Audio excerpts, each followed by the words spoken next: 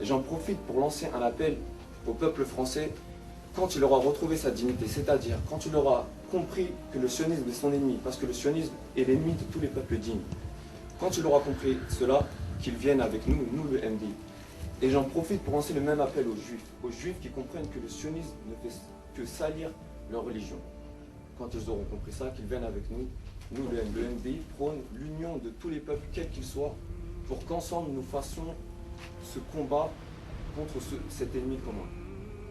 Donc voilà, je crois que j'ai résumé de la meilleure façon dont je pouvais l'idéologie en gros du MDI.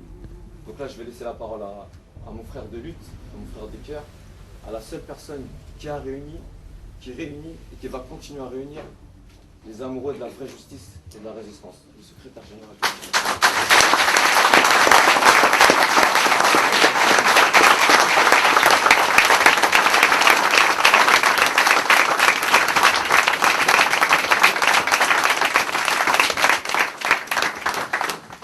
Bonjour à tous.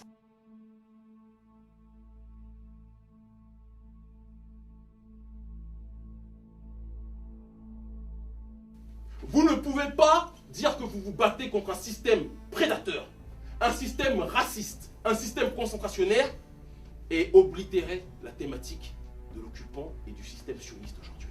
Nous ne sommes pas en Palestine, c'est vrai. Mais tous nos dirigeants, tous les dirigeants français ont tous les pieds et les mains liés avec l'occupant. Quand on parle de Bernard Kouchner pour qui travaille-t-il? Pour le Togo ou pour Israël? Lorsqu'on parle de Nicolas Sarkozy, lorsqu'on parle de tous les gouvernants à un moment donné qui habitent ce pays, pour qui travaille-t-il? Pour le Sénégal ou pour Israël? Lorsque vous comprenez ça, vous comprenez le chemin qui a été parcouru entre les années 60 et aujourd'hui. Tous nos pères, que ce soit les Lumumba, les Sankara, les Nasser pour les Panarabes, et j'ai envie de dire pour les Che Guevara pour le reste, j'ai envie de dire, parce que je vois que le reste a tendance à prendre comme icône le Che, entre guillemets. Pas forcément les nationalistes, mais on va dire les anarchistes. Tous ces gens-là avaient compris qu'il y avait un ennemi contre lequel lutter. Mais il y avait malheureusement une analyse à laquelle il n'avait pas abouti. Je prends l'exemple des Lumumba. Lumumba savait qu'il fallait chasser le Belge, le colon de son pays. Mais il n'avait pas compris que tant qu'il ne s'attaquerait pas à la racine du problème, il n'avançait pas. Et le véritable ennemi, ce n'était pas les Belges en tant que tels. De la même façon que pour les Camerounais, ce n'était pas les Français en tant que tels. C'était l'occupant, le dirigeant, l'oligarque qui avait pris en otage la France, la Belgique, l'Angleterre, qui était le véritable ennemi. Est-ce qu'on suit tous dessus? De telle sorte que on ne parlait pas comme ça pouvait être interprété à une époque. L'ennemi n'était pas le blanc. L'ennemi n'était pas les Français, l'État français dans son ensemble, non. L'ennemi était celui qui a pris en otage l'État français et qui l'a dirigé contre les masses qui ont pu se défendre à une certaine époque et qui ne peuvent pas se défendre aujourd'hui.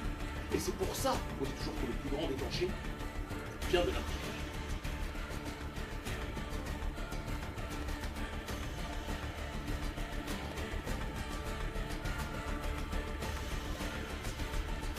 Le plus gros des salaires, le plus gros des investissements, c'est nos motivations. Nos motivations pour créer des actions qui n'ont jamais été effectuées auparavant. Oser, c'est le seul moyen de nous servir. Nous pouvons faire ce que n'importe quelle organisation n'oserait pas effectuer pour la simple et unique raison que nous n'avons aucune limite qui peut nous entourer. Ils ont cru qu'en nous mettant en prison, c'est ce qui allait nous briser. Ils se sont rendus compte que ça nous a topé.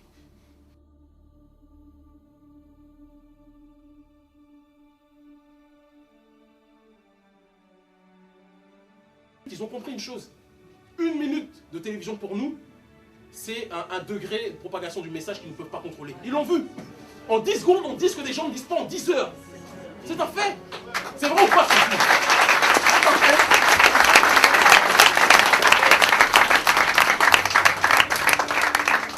Et sans mourir, dire ça ne veut pas dire ah, nous on a trop de mérite, les autres n'en ont pas. Il n'y a aucun mérite à dire la vérité. Par contre, il y a grande honte à ne pas la dévoiler. Ceux qui disent la vérité n'ont aucun mérite, aucun. Être libre, vouloir être libre, c'est pas un mérite. Hein.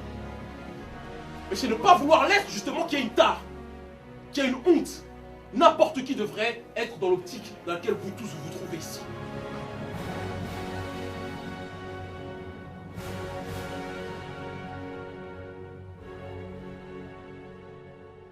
Moi, je ne suis pas anti-blanc, je ne suis pas anti-noir, je ne suis pas anti-arabe, je ne suis pas anti-jaune, je suis anti-mensonge. Le MDI est anti-impérialiste. Le MDI combattra n'importe qui, quelle que soit sa couleur de peau, et combat aujourd'hui, qui se met en travers du chemin de la libération des peuples. Le MDI combat, et ce de la manière la plus radicale et la plus virulente possible, les gens de toutes les races qui seront du côté des oppresseurs au lieu d'être du côté des opprimés.